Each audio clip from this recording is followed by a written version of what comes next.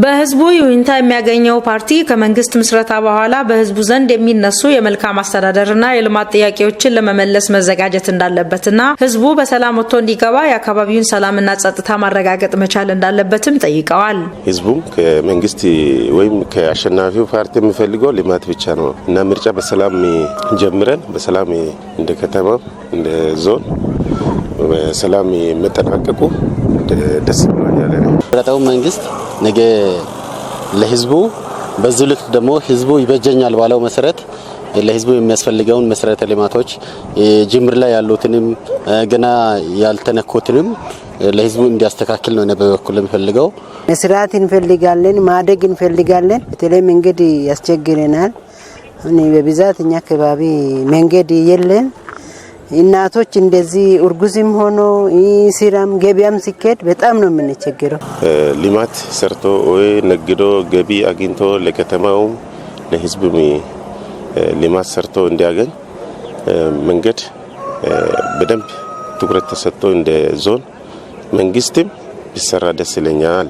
የአሌ ዞን ዋና አስተዳዳሪና የክልል እጩ ተወዳዳሪ አቶ አርሻሎ አርካሌ በዞኑ በሚገኙ 64 ምርጫ ጣቢያዎች ፍጹም ሰላማዊ በሆነ መንገድ የምርጫ ሂደቱ መካሄዱን ተናግረዋል። ሰባተኛው ሀገራዊ ምርጫ እንደ አሌ ዞን በ64 ምርጫ ጣቢያዎች ላይ ሰላማዊ ነው፣ ዲሞክራሲያዊና ፍትሃዊ የሆነ ነጻ የሆነ ምርጫ እየተካሄደ ነው የሚገኘውና እንደኛ በሰላም እንድጠናቀቅ እስከ አሁን ድረስ ያለው አጠቃላይ ህዝብ በተመዘገበበት ምርጫ ጣቢያ በሰላማዊ መልኩ በነጻነት በፍትሃዊነት ድምጹን እየታወጀ ተከስተክስተት የለም።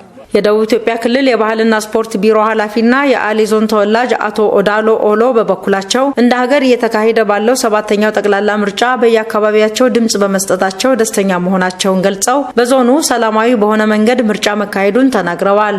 ሰባተኛው ሀገራዊ ምርጫ ለሀገረ መንግስት ምስረታና ለዲሞክራሲ ስርዓት እድገት ትልቅ ትርጉም ያለው ምርጫ መሆኑን በአስተያየታቸው ያነሱት ተፎካካሪ የፖለቲካ ፓርቲዎች የምርጫው ሂደት ፍትሃዊ፣ ሰላማዊና አካታች በሆነ መንገድ የተካሄደበት ነው ሲሉ ሐሳባቸውን ሰጥተዋል። ህዝቡ ሰላም ምርጫውን መጣል እንደሚችል የነገውን የጣፋንታ መወሰን እንደሚችል በርካታ ከሰላም አኳያ ስራዎች ተሰርቷል።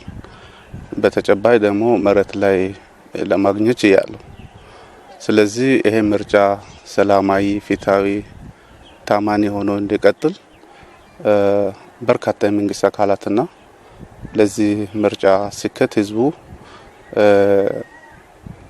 በዋጋ የማይተመን ስራዎችን ሰርቷል። የዘንድሮ ምርጫ በጣም ጥሩ ነው። ከቅድመ ዝግጅት ጀምሮ በጋራ ምክር ቤት የተሰባሰብን እየተወያየን ምርጫው ሰላማዊ መንገድ ያለምንም ችግር እንዲካሄድ ይህንበት አሁን በጣም ጥሩ ነው። የኛ አካባቢ በርግጥ ይሄን አክል የጸጥታ ችግር አለ ብለን ባንድልም ምርጫው ሰላማዊ እንዲሆን ህዝቡ ከፍተኛ አስተዋጽኦ ያበረከተ ከወትሮ በተለየ መልኩ የሰላም አርበኛ የሆነበት ነገር እውነት በጣም ህዝቡ ነው የሚያስመዘግን ነገር እንደሆነ አይተናል።